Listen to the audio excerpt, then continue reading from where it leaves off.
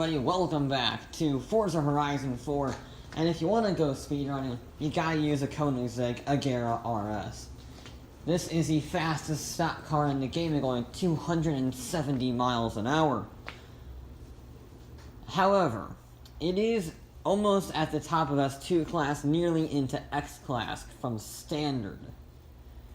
So, what if you want to go speedrunning for much less PI? Like, say, D class. Now, I did a similar thing in Horizon 3 with D class speedrunning, and that worked out pretty well. It got over 200 miles an hour in that game. But in Horizon 4 with twistier roads, I wasn't sure if it would work, but I gave it a try anyway. Starting off with the slowest car in terms of the little out of 10 ratings, this one's got a 6.2 or something. Volkswagen Beetle had less than 300 horsepower, however it is relatively aerodynamic, probably the most aerodynamic of all the cars except for one. We'll get that one later on. And, well, you can see it's still not exactly handling well. It is about 240 horsepower with this car, and even then it's kind of struggling. Now, granted, it is already way faster than any D-Class car you will ever get, if you build them normally, because we're going 120 miles an hour in second gear. So it is still quite impressive for a D-Class car. However, as you can see, we're not exactly getting close to the 200 mile an hour mark here.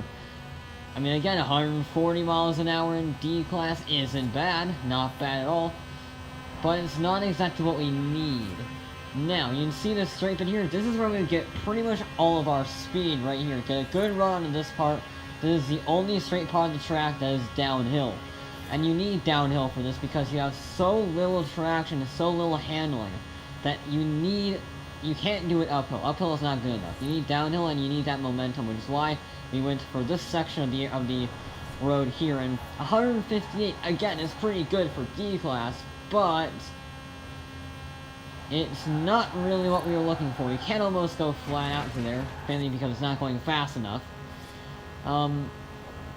That corner would pretty much be the end of the run. I also didn't notice that, I wasn't paying attention, and surprise Arctic truck, but there you go. Not exactly what you want for a speed run, but that is our course, and that is our benchmark, if you will. It's a more sensible build to 150 something miles an hour. Continuing on with the German rear engine theme, this is our most aerodynamic car of the day, the Porsche 356 hardtop. I was actually initially doing this with the Porsche 356 that we found in the game from default, but since the hardtop was recently added, I thought I would have a go with it anyway. And this has a little less power than the Beetle, but it's a bit better handling. And that means you can actually carry a little more speed, and that's important in these D-Class cars, carrying the speed around the corners. You need to get as much corner speed as possible so you have the maximum amount of speed on the straightaways. And that is where this vehicle shines. Again, it has less than 250 horsepower, which is not very good for speedrunning. However, these speeds are quite impressive for less than 300 horsepower. We're hitting 140, yeah. It's a decent showing, you know. No one would be displeased with this much speed in this low class. There would be many surprise faces in the drag race if it was from this length. But where we have broken the 160 mile an hour barrier, which is pretty darn good. But as you can see, we're still quite a ways off. And we don't really get much more. We're kind of struggling at the 165 mark. We don't quite make it. We're so close. But the 356 is unable to crack 165. 164 miles an hour is the best that it could do, as it smashes through the fences, basically signifying a run over. It just didn't have the power. There was too much handling in the car. And that took too much of the PI away, and that meant it didn't get the power. In C classes, it probably easily get to 200 miles an hour, but in D class, that's a different story. It also couldn't break through the barrier. So, yeah, that didn't go to plan either. Now we start getting the more powerful car, the Ford Angelina, whatever it is. Angelia, whatever it is, I don't know. Point is, has a very funny looking back end. It's kind of like they cut a section out of it. That's not English. Cut a section out of it. I try to combine chunk and section, but there you go. This is much different than the Beetle. It actually couldn't reach the top of D class. 491 was the PI of this vehicle because it didn't have the handling. This has a 680 horsepower turbo rally engine in it. And I didn't realize this, but the turbo rally engine makes 74 psi of boost. When I was filming this, I didn't realize that's how much boost it made. It's ridiculous. And since it has hilly, tiny, horrifying tires, weighs less than 2,300 pounds, and has over 600 horsepower, it's a bit terrifying. Now, if you see me using the rewind frequently, because these vehicles are so poor handling, I gave myself some leniency, shall I say, with the rewind. I normally wouldn't do rewind speedruns, however, since these vehicles handle so terribly, I kinda had to. This is the first vehicle to crack the 180 mile an hour barriers. Quite a jump, in fact, from the Porsche to the Angelia. But you can see it does not, it has too little handling. You can't have much handling for this to work. But this has just too little handling. If it was slightly better, and if it was a straight run, it may just be able to crack the 200 mile an hour barrier. But it does not have the handling, my friend. It is way too slidey, as clearly shown. It almost got murdered by a scout, but that's not the point. The point is it's slidey. It's a very good drift car, turns out. Very good at high-speed drifts. This, Angelina, which is not what I had in mind, but there you go. And, once again, it gets stuck on the wall. Similar to the Andy Ford, this is the Morris Marina. The Morris Marina? I don't know. Point is, no, it's a minor. I don't know why I said Marina. It's a Morris Minor. I know my cars, really. And this Morris Minor is a bit crazy. It has the same engine, has the same amount of power as the Ford, but it's a bit better handling, somehow. It is smaller. You can see the sheer ludicrous boost. But what's interesting is, it was actually relatively drivable. It wasn't a, I say it wasn't a atrocious death machine. It was a death machine, but it was a tameable death machine. And I started losing the back, and I almost thought about rewinding, but I thought it was good. 180 miles an hour. 190 miles an hour. We're almost at 200 miles an hour. 197. 190. We get some wheel spin. 198. 199. 200 miles an hour. Barrier has been broken. 201 miles an hour as I smash into a, I think that was a, I don't know what that is. My classic sports car. And come to a halt. I wasn't going to go any faster. Anyway, I was already sideways. But the Morris Minor is the first D-Class car to break the 200 mile an hour barrier. This is seeming easier than I realized. It was certainly easier than Horizon 3, and that was a perfectly straight road. Imagine how fast these cars would go without a curvy, terrifying death machine road. That would be some serious speed, but we don't have that, so you gotta make do with what we got. In Horizon 3, the rule was if you wanted to go 200 miles an hour in D-Class, you had to have a Ford. And this actually was never run in my original speedrunning test, because it came out too late after I already did the test. So, this one has the, I think it's the 4.5 liter V8? I think it's 4.5 liters. It's the American V8. With a turbocharger system add-on to it, giving it near enough 1,000 horsepower. Yeah, it's a bit mental. I put the wide body kit on. They have a few wide body kit options. This one gives me slightly bigger tires, so that's what I went for. And I was actually able to fit a rear wing on it. It had enough PI that I could keep the rear wing on after I ran into a wall. Granted, that didn't help. If you put a front wing on, it pretty much sent the thing into A-Class, but you could at least stick a rear wing on, and then you had to tune the rear wing just enough. It's like a 50, or it's like 52, some random number of pounds-feet of downforce. It's weird. Point is, though, it makes it very quick. Very quick. We are at 193 exiting the tunnel. And we hit 200 miles an hour, not too long after that, but not too much over 204 miles an hour. 204 is the fastest we got before the corner. Very good in the corner, I will add, very good. Not so much this corner. It does get quite a lot of understeer and kind of falls off the road. And then goes exploring in a wheat field. But,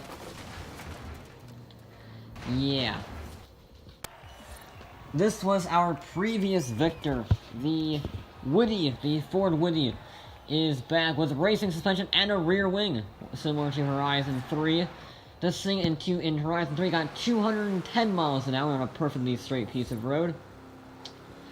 So I was expecting good things from it, and I was not disappointed. This was very good. For some reason, the Woody has always been a very good D-class racer. Not quite sure what makes it so good, but it is very good. It's the corner speed. It can actually carry some corner speed. I mean, that is 172 around there, 162, with only a minor brush on the wall. And then you immediately get enough power, you can actually go flat out in this car. And it just keeps going. Unlike the other cars, which kind of get stuck around the 195, this just keeps going and going and going up to 205, 206, 207. 207 miles an hour is the fastest we would go before the corner. Again, I think it has more to give, but it does not have the ideal stretch of road, if you get what I mean. And that limited speed to just 3 miles an hour slower than Horizon 4, which, I gotta admit, is pretty impressive considering the different type of road that we were on. Another Ford this time, another very lowered Ford, this one with even more power, over 1,000 horsepower in this one, with a rear wing again. This is the non-5-window coupe. It is quite good. It's very aerodynamic, very flowing. And it can get an enormous amount of power in D-Class. So, just how fast would it go? Because it wasn't quite controllable enough on Horizon 3 to claim the top spot. It did well, but it couldn't quite beat it. So, Horizon 4 was seeming a little antsy, and, well, the first corner didn't give me much hope, as it kind of just didn't want to turn. But once I made it around the corners at about 5 miles an hour, I got the power and it kind of just went. It didn't care about this like air resistance or the fact it has 1940s tires and 1940s brakes. It kind of just went, and you see we're up to 180 miles an hour before the turn. We carry 170 through the turn. It is ridiculously fast and easily controllable. It just keeps going and going. We're at 200 miles an hour before the exit of the tunnel. And it just keeps coming for more. It is a very ridiculously fast car. 208 miles an hour. 1 mile an hour faster than the Woody. It also can't turn. Yeah, funnily enough, when you put 1940s tires, it's very close to falling off the edge. And then very close to dying. But, yeah, funnily enough, very fast despite its lack of handling. This Ford F-100 pickup truck, well, it has a few tricks up its sleeve. You see, not only does it have a wing on the back, it also has the mythical drag-reducing tire, which adds no PI but reduces drag by 1%. So, of course, I'm going to go for that. I don't know why adding a tire to the side of it reduces drag, but I am not going to complain, because it gives me an excuse to have a ultra-lightweight tire on it, and, well, it reduces drag, so there you go. It's science, just fact. Point is, that makes it even faster. In Horizon 3, I think in Horizon 3 it got above 200 miles an hour. I'm not quite sure though. I don't remember. It wasn't very controllable though. And, well, this engine sounds a little bit different, doesn't it? That's because it's taken out of a Lamborghini Aventador. And even with a rear wing and decent sized tires and a roll cage, this pickup truck could get 1,500 horsepower. It has a maxed out Lamborghini Aventador engine in it. In D class. Yeah. And that makes it fast. And uncontrollable. Mainly uncontrollable. But also fast. Very fast. Mind-blowingly fast. At least for a D-class car. You know, these are the cars that you would expect to do well. If you've been in the wheel of these vehicles, these monsters before, you would expect them to do rather well.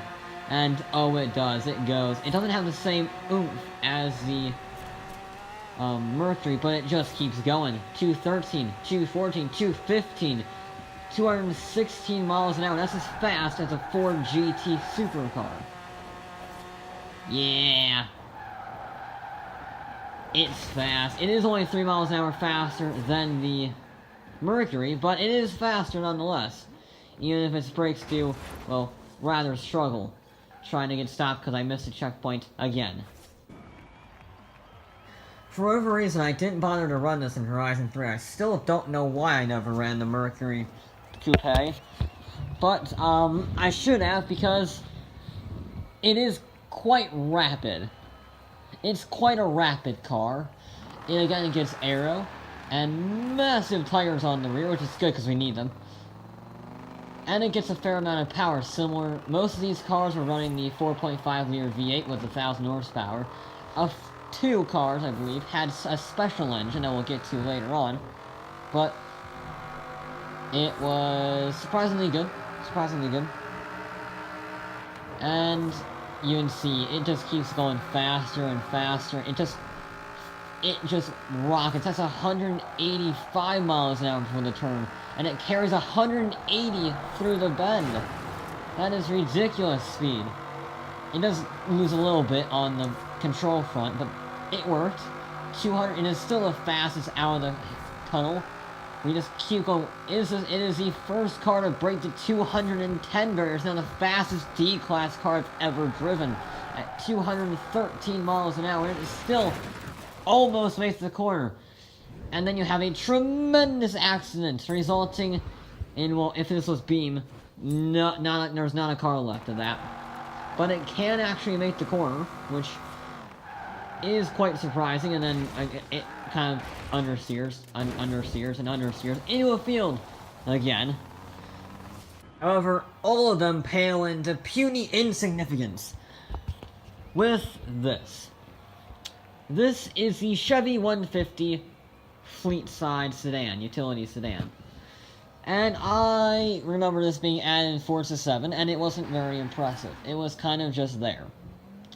In Horizon 4, though, you could swap the rather powerful Lamborghini Aventador engine in with D-Class, with massive tires, with lowered ride height, with a wing on the back, and still keep it in D-Class with 1,500 horsepower. Meaning, it was unexpected.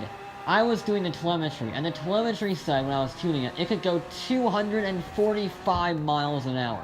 And I thought that's just a glitch, so I thought I would take a run for it, just because. And no, it's not. We're up to 200 miles an hour, 210 miles an hour before exiting the tunnel, 220 miles an hour exiting the tunnel, it's still going. 225, 230, 233 miles an hour, 235, 236, 237, 237 miles an hour in D-Class. And of all else,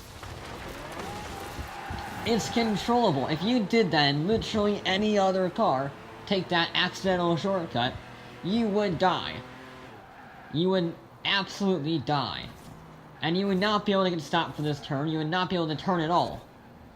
But the fact of the matter is, the fleet side got stopped and went 337 miles an hour. To put that into context, that is faster than a Pagani Huayra BC hypercar.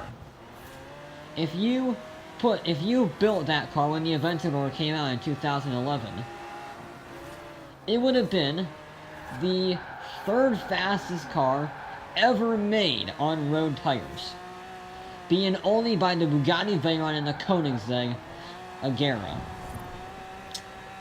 That is speed unlike anything else. Even going uphill, it reached over 200 miles an hour. I have built a lot of crazy cars in my life, but nothing can top this. Uphill, heading into a corner, it goes faster than everything else that has happened. It is a monster, and I love it. It is probably one of my favorite cars I've ever built. I will be honest.